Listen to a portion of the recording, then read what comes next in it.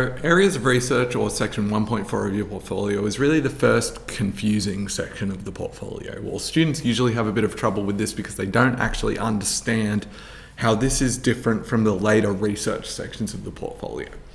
So the main thing that you need to think about with this section is it's not actually doing research, it's writing down what you intend to research in the future. So with this particular portfolio that was a sci-fi film, the student has chosen to look at sci-fi and action films, but they've also looked at camera shooting techniques, locations, effects, software, and hardware.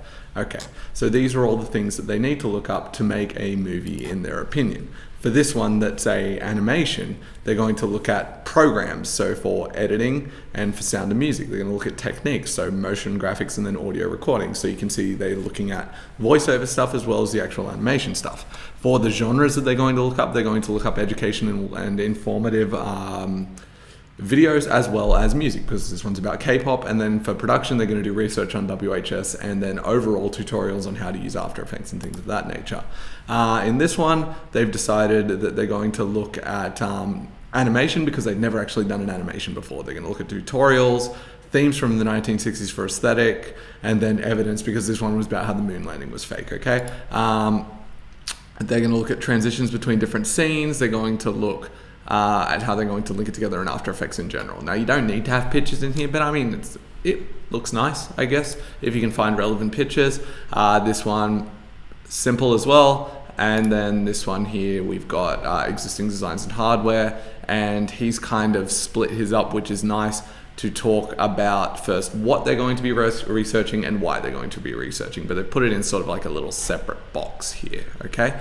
So moving back to this original one here, because I think this is organized quite well, you've got your list of what's being researched, so what things you're going to look into, how you're going to do it, so whether you're going to be testing camera angles, whether you're going to be doing any of those other sorts of things, what you're going to be doing, as well as you know, how it's going to work.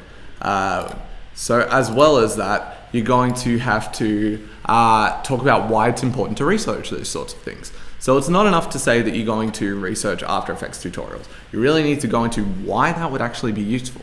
So you could say, I don't actually know anything about After Effects at this point.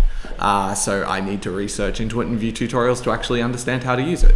So after a while, when you've got each of those things in, well, okay, so you really need to be like, before I'm researching it, what am I researching and why? So you're not just going out into the middle of nowhere and looking at anything. You're really showing that your research is methodical and it has a plan behind it, and that's how you're going to get the best marks for this section.